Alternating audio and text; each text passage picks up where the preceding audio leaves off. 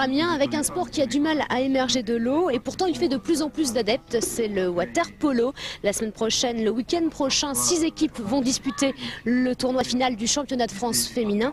Jean-Pierre Ray et Christian Galli ont pris leur première leçon. On s'écarte, plus encore. Maximum. Allez, plus vite. C'est mou.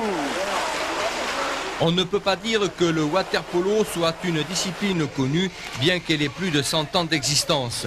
Aujourd'hui, la Fédération française de water-polo barbote au lieu de nager. C'est la raison pour laquelle ce sport a du mal à se faire connaître et à attirer des spectateurs. Le club d'Amiens n'échappe pas à la règle, alors que son équipe féminine est 5e du championnat français de National A.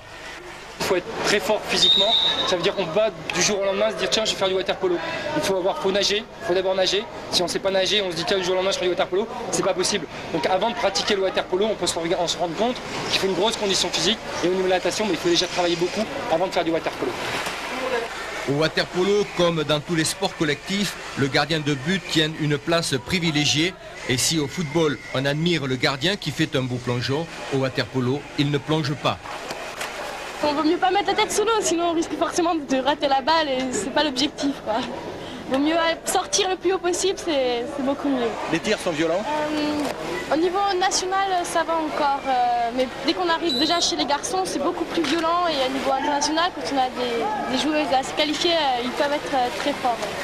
Et c'est la raison pour laquelle le gardien est équipé de protège-oreilles. Parce qu'une balle fortement reçue peut parfois percer le tympan. Donc c'est pour éviter ce genre d'accident. Considéré comme le sport collectif le plus complet et le plus dur, le polo s'apparente à du handball qui aurait échangé son parquet contre de l'eau. C'est un jeu de technique et d'endurance très agréable à regarder. C'est très viril et c'est assez vicieux, surtout entre filles, et tout se passe sous l'eau. Il faut se défendre comme on peut sans que l'arbitre le voie. Qu'est-ce que vous faites sous l'eau? On se tire le maillot, on se le déchire et de temps en temps on agrippe la peau et on sort avec des griffes. Il y a des joueuses qui sont mieux placées que moi pour vous raconter. Pour connaître la suite de l'histoire, il suffit d'assister à un match de water polo. Et au niveau des règles, c'est vrai qu'on a le droit d'accrocher. Ça veut dire qu'on considère dans le water polo, tant qu'on a la balle, on a le droit de faire ce qu'on veut. Grosso modo, on a le droit de faire ce qu'on veut. Ça veut dire de tenir, de tirer, on a le droit de faire ce qu'on veut. Et dès qu'on lâche la balle, on n'a plus le droit. Donc c'est vrai qu'à partir de ça, c'est un petit peu agressif. Et tout ce qui se passe sous l'eau, arrachage de maillot, des choses comme ça, on ne voit jamais. Par exemple, on contrôle les ongles avant le match, l'arbitre contrôle les ongles, on est obligé de jouer avec 2 maillots de bain, c'est dans le règlement. Si elle s'arrache le maillot, ça devrait attirer les spectateurs. Ça pourrait attirer les spectateurs, mais le problème c'est qu'il y a 2 maillots. Donc en général, les 2 maillots sont pas arrachés, il n'y en a qu'un seul sur les deux. L'équipe féminine d'Amiens est d'un très bon niveau. 9 joueuses sont sélectionnées ou présélectionnées en équipe de France. Vous pourrez les admirer samedi et dimanche prochain à la piscine Le Nautilus lors du tournoi du championnat de France que le club organise. Depuis hier, les Amiénoises Bonnet Blanc jouent le dernier tournoi national à la piscine du Nautilus à Amiens dans le but d'obtenir la 5e place sur les 12 du classement. Face à l'équipe d'Échirolles, les Amiénoises ne font pas dans la demi-mesure, elles vont s'imposer avec brio.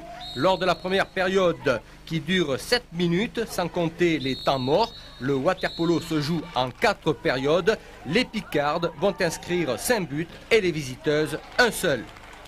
À la reprise, les joueuses de l'entraîneur Yann Paco vont baisser un peu le rythme qui s'explique par la température de l'eau qui avoisine les 29 degrés, trop chaude pour la compétition. Malgré cet handicap, les Picardes vont obtenir une belle victoire par 13-2. Ce matin à 7 h, il faut aimer le water-polo, elles ont gagné face à Conflans par 12-3. C'est vrai que cette équipe amiénoise compte 5 internationales. Vous pouvez les voir à 14 h pour leur dernière rencontre face à Waterloo, toujours au Nautilus, et l'entrée est gratuite. La différence de la natation, c'est que tout n'est pas joué dès le départ, c'est-à-dire que comme ça se déroule en 4 périodes de 7 minutes, tout est remis en question et même jusqu'à la dernière minute, on peut encore égaliser, revenir au score et gagner le match. La discipline olympique fait partie de la Fédération française de natation. En France, elle est la grande oubliée. Le water-polo souffre d'un manque de piscines conformes, d'un manque de financement. qui aboutissent inévitablement à un manque d'effectifs. À Amiens, l'équipe masculine vient d'être dissoute, l'équipe féminine survit. Elle évolue en National 1 avec 2 internationales. Les poloistes amiénoises ont remporté les 2 premiers matchs du championnat. Pour cette 3e journée, elles reçoivent Conflans-Sainte-Honorine et Choisy-le-Roi avec la ferme intention d'effectuer une belle prestation.